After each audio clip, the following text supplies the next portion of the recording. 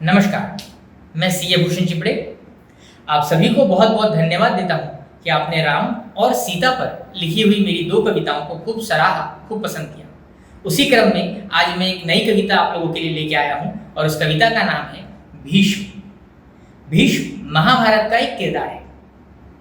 भीष्म के इर्द गिर्द ही महाभारत की पूरी कहानी घूम रही है। आपने महाभारत देखी या पढ़ी होगी तो आपको पता होगा कि पहले एपिसोड में भी भीष्म थे और महाभारत के अंतिम एपिसोड में भी भीष्म थे। भीष्म एक ऐसे व्यक्ति थे जिन्होंने अपनी 7 पीढ़ियां देखी थी। उनके पिता शांतनु, वो खुद, फिर विचित्रवीर, फिर धृतराष्ट्र और पांडु, फिर उनके पुत्र पांडव और कौरव, फिर अभिमन्यु और फिर अभिमन्यु का पुत्र परीक्षित। ऐसे 7 पीढ़ियां उन्होंने देखी थी। तो उसी कहानी को हम कविता के माध्यम से पेश कर रहे हैं। तो शुरू करता हूं मैं भीष्म। कि सनसन करती गंगा उतरी थी द्वापर में धरती पर। सनसन करती गंगा उतरी थी द्वापर में धरती पर। 8 पुत्र जन्मे थे उसने सभी थे शापित क्या करती पर।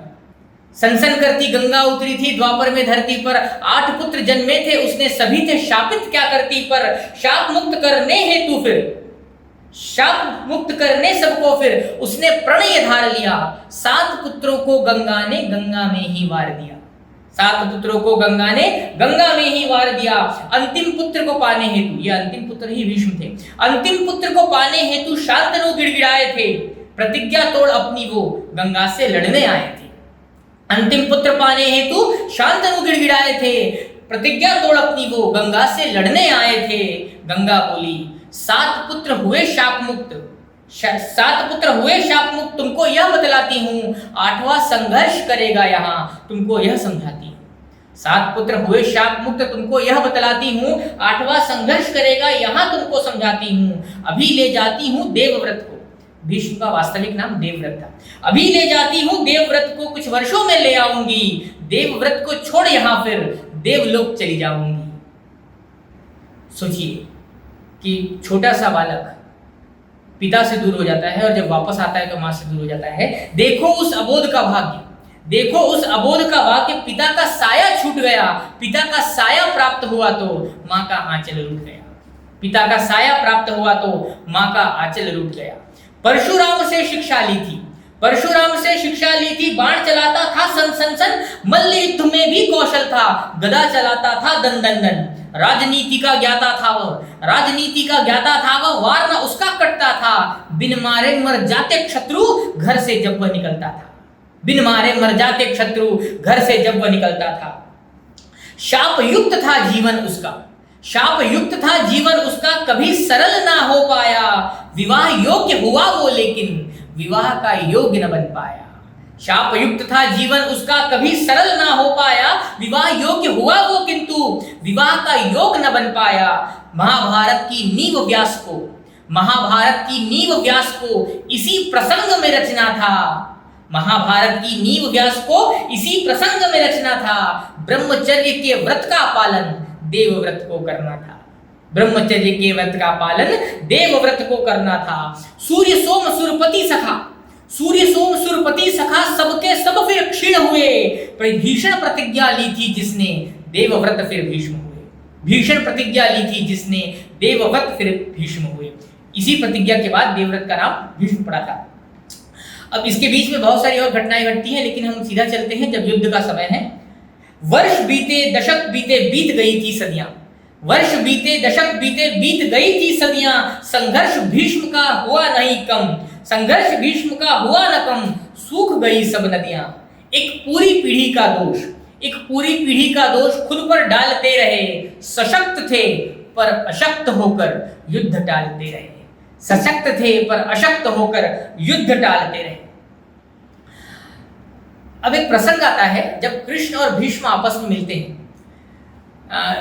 आपने कभी पूरे महाभारत देखी होगी कि जब एक व्यक्ति दूसरे व्यक्ति से मिलता है तो अभिवादन करता है, दूसरा व्यक्ति उसको आशीर्वाद देता है। लेकिन कृष्ण और भीष्म के साथ ये चीज नहीं हो पाती। उम्र में भीष्म बड़े हैं तो कृष्ण उनको अभिवादन करते हैं, लेकिन भीष्म वास्तव में जानते हैं कि कृष्ण कौन है। उनको आशीर्वाद दिया नहीं जा सकता, उनसे तो आशीर्वाद लिया जा सकता है। तो ये प्रसंग आता है महाभारत का, वो पढ़ता हूं कि मिलने पहुंचे कृष्ण भीष्म से, किया अखंड प्रलाप। बोले युद्ध टल सकता ना अब, आशीष दे दो आप। बोले युद्ध टल सकता ना, अब आशीष दे दो आप। कहा भीष्म ने हे केशव, कहा भीष्म ने हे केशव, तुम मुझको छल ना पाओगे। आशीष मांगने आए हो पर आशीष देकर जाओगे। आशीष मांगने आए हो पर आशीष देकर जाओगे। बोले कृष्ण प्रतिज्ञा ली है, बोले कृष्ण प्रतिज्ञा ली है, शस्त्र न मैं उठाऊंगा। कहा भीष्म ने वचन देता हूं तुमसे शस्त्र उठवाऊंगा। कहा भीष्म ने वचन देता हूं तुमसे शस्त्र उठवाऊंगा। अब युद्ध आरंभ करते हैं हम लोग। किया भीष्म ने शंखनाद, किया भीष्म ने शंखनाद, फिर दर्द समर का शुरू हुआ। अपने थे अपनों का दामन अपनों से ही दूर हुआ। किया भीष्म ने शंखनाद, फिर दर्द समर का शुरू हुआ। अपने थे अपनों का दामन अपनों से ही दूर हुआ। सनसन करते तीर चले थे, सनसन करते तीर चले थे, दंदन दंदन गदा बजी, साए साए आवाज खड़क की, कुरुक्षेत्र में गूंज उठी। कि सनसन करते तीर चले थे, दंदन दंदन गदा बजी, साए साए आवाज खड़क की, कुरुक्षेत्र में गूंज उठी। हर एक वीर खड़ा समर में, हर एक वीर खड़ा समर में, पितामह का पोता था। रक्त गिरता था एक का, दर्द भीष्म को होता था।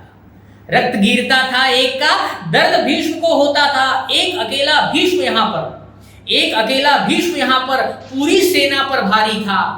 रथ शस्त्रों से भरा हुआ था, मन पर पूरा खाली था। रथ शस्त्रों से भरा हुआ था, मन पर पूरा खाली था।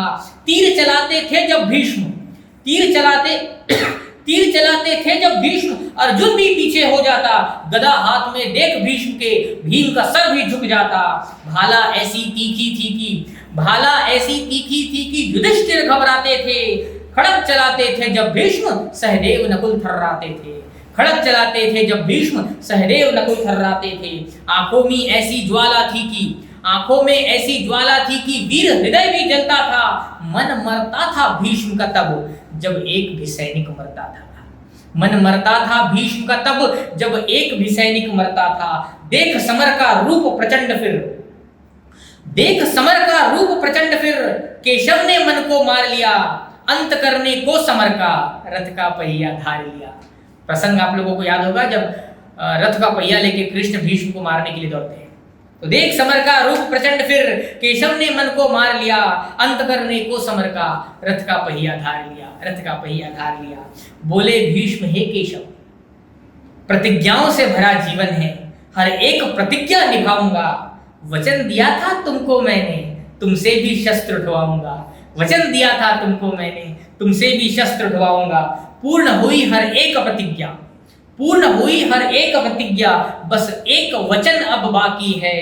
ले आओ शिखंडी को सामने, अंबा का कर्जा बाकी है। ले आओ शिखंडी को सामने, अंबा का कर्जा बाकी है। अंबा ने भीष्म को श्राप दिया होता है और भीष्म ने कहा होता है कि जिस दिन तुम मेरे सामने आ जाओगी उस दिन मैं अपने शस्त्र त्याग दूंगा। और अंबा का ही रूप होता है शिखंडी। देख समर की अंतिम आहुति, देख समर की अंतिम आहुति, मृत्यु का एहसास हुआ। पहली बार संपूर्ण जीवन में संतोष का आभास हुआ। अपनी मृत्यु से कोई खुश नहीं होता, लेकिन जब मृत्यु का पता चला था तो भीष्म सबसे आनंदित व्यक्ति थे। देख समर की अंतिम आहुति, मृत्यु का एहसास हुआ। पहली बार संपूर्ण जीवन में संतोष का आभास हुआ। बोले केशव हे अर्जुन, बोले केशव हे अर्जुन, झटपट बाण चलाओ।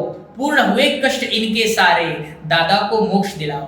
पूर्ण हुए कष्ट इनके सारे, दादा को मोक्ष दिलाओ। छलनी हुआ शरीर सारा, बाणों की शैया प्राप्त हुई। छलनी हुआ शरीर सारा, बाणों की शैया प्राप्त हुई। यमराज को भी रोका कुछ दिन, वीर गति फिर प्राप्त हुई, वीर गति फिर प्राप्त हुई। अंत करता हूं मैं। भीष्म ही योद्धा, भीष्म ही संत थे। भीष्म ही योद्धा, भीष्म ही संत थे। भीष्म ही आरंभ, भीष्म ही अंत थे। भीष्म से ही पांडव, भीष्म से ही कौरव थे। भीष्म अकेले संपूर्ण महाभारत का गौरव थे, संपूर्ण महाभारत का गौरव थे। धन्यवाद।